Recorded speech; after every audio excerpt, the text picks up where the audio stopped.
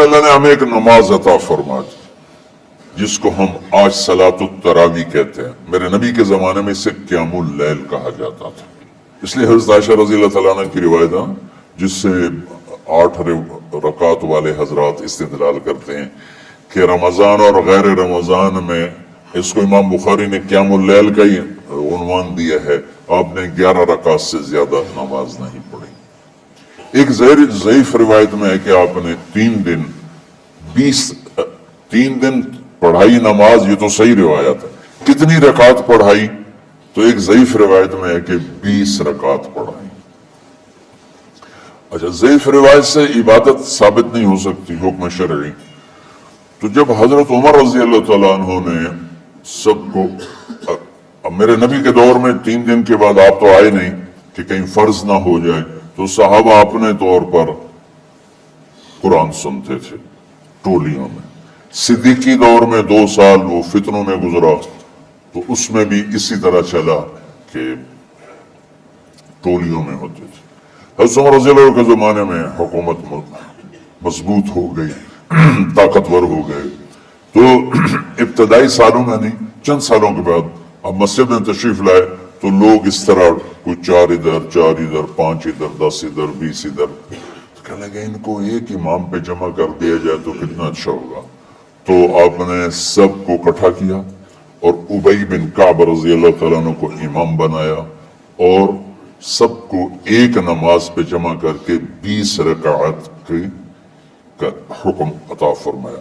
تو حضرت عمر کا یہ عمل اس حدیث کو مضبوط کر دیتا ہے کہ چونکہ میرے نبی نے کہا علیکم بسنتی و سنت الخلفاء الراشدین من بعدی، کہ میری اور میرے خلفاء راشدین کی سنت پر مضبوطی سے عمل کرنا.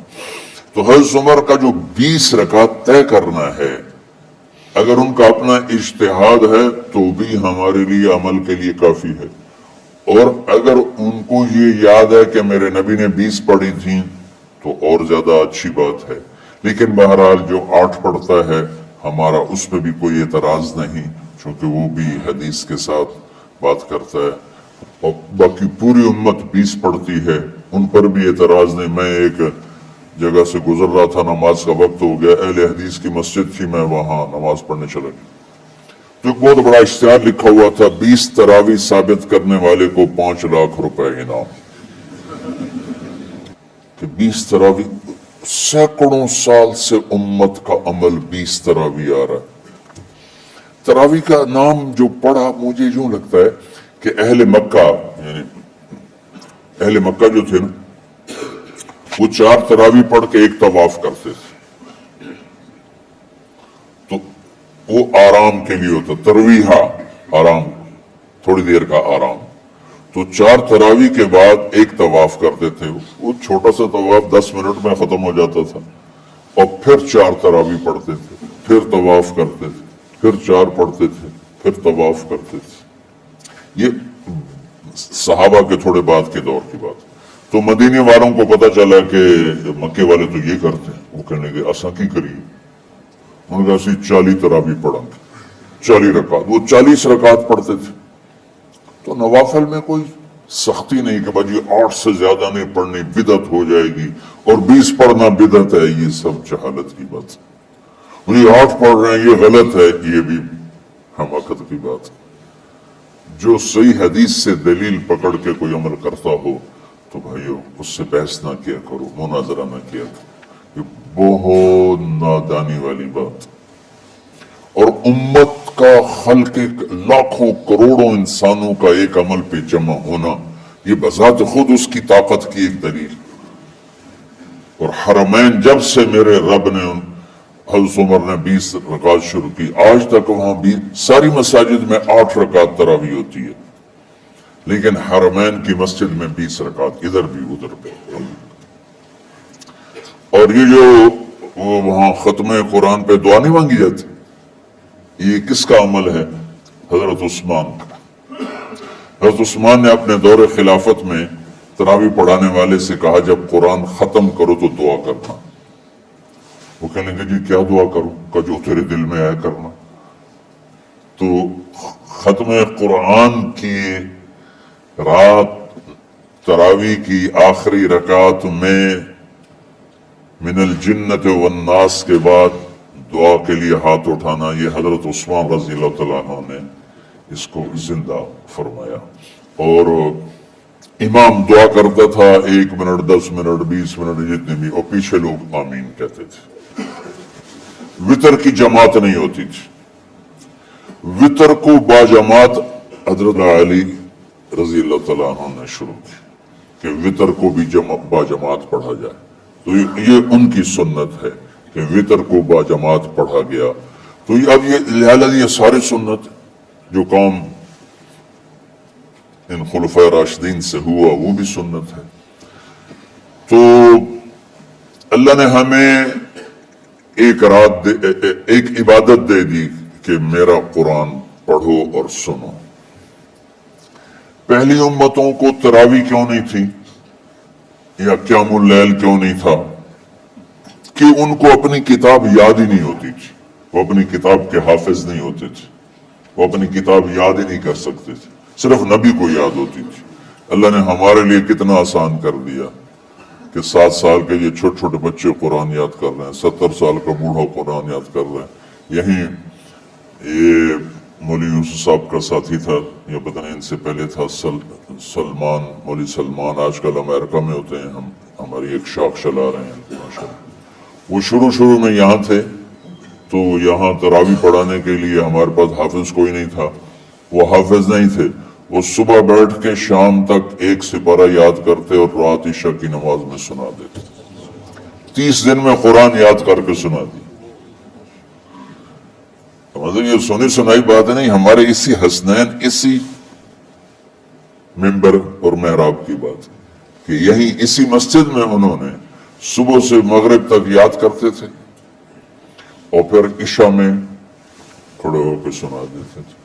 پیچھے ہوتے تھے لقمہ کوئی دینے والا شاید، لیکن بہت خوبصورت پڑھ کے 1 دن میں یاد کر کے سنا دیا.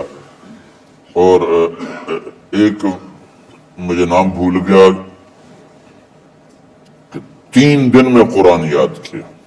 10 سپارے 1 دن میں یاد کیے، 10 دوسرے دن میں یاد کی، 10 تیسرے دن میں یاد کی.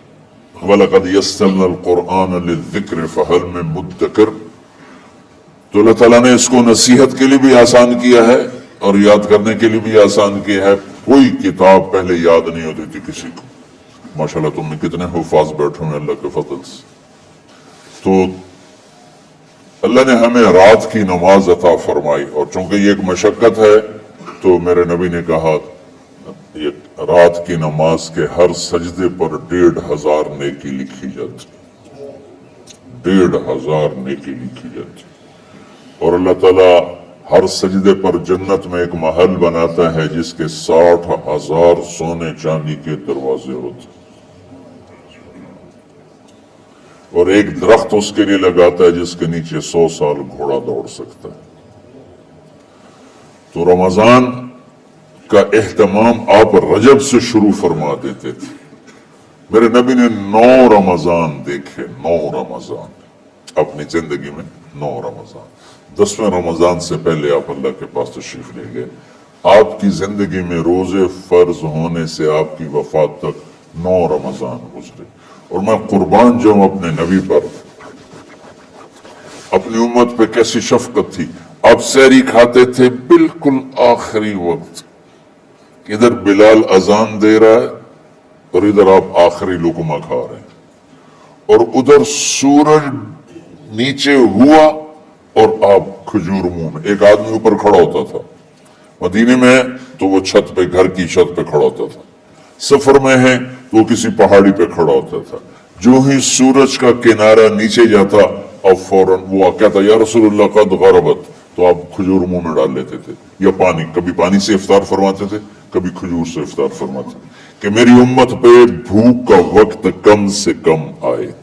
آج کل جو یہ ہمارے افطاری کے اوقات ہیں نا، یہ سورج ڈوبنے کے بھی 2-2.5 منٹ بعد کے ہیں کہ احتیاطاً. ٹھیک ہے چلو احتیاط کر لو، کوئی مسئلہ نہیں، لیکن اصل ہے ادھر چونکہ اب سورج ہمیں نظر ہی نہیں آتا ہے. اس طرح ہم گھرے ہوئے ہیں شہروں میں. دیہاتوں میں بھی اب اس طرح کا ماحول ہے کہ وہ نظر نہیں آتا ہے. تو بہتر کہ ادھر سورج غائب ہو، ادھر लुकमा मुंह में जाए। लेकिन ये तब है जब आप नजर आ रहे हो। अब जब आप यहाँ बैठे हो हसनैन में, तो यहाँ तो कोई सुरो नजर नहीं आएगा, यहाँ तो मीनार ही नजर आएगा। तो लिहाजा एहतियात ठीक। हमारे अहले हदीस भाई वो 2 मिनट पहले हमसे इफ्तार करते हैं, तो बड़ी अच्छी बात है कि सूरज के गुरूब होने का जो असल वक्त है उसके साथ ही इफ्तार करना।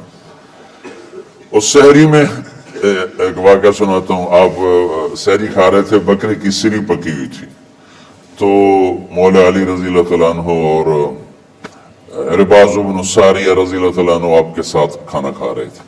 तो हज़रत बिलाल है, या रसूल अल्लाह वक्त ख़त्म हो गया है, मैं अजान देने जा रहा हूँ, आप बराए मेहरबानी खाना पीना बंद करें। और ये कहकर चले गए। छत एक अंसारी औरत थी, उसके घर की छत पे चढ़ के अजान देते थे। चढ़ने लगे तो फिर वापस आए कि देखूं अल्लाह के नबी ने खाना छोड़ दिया या नहीं।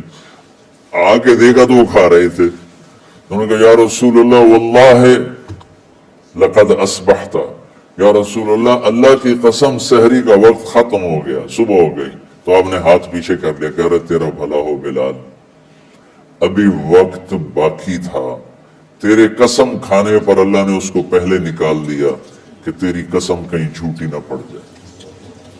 तो हजरत अली ने फरमाया कि अगर बिलाल कसम न खाते तो जब तक मेरे नबी खाते रहते सुबह सादिक नहीं होनी थी।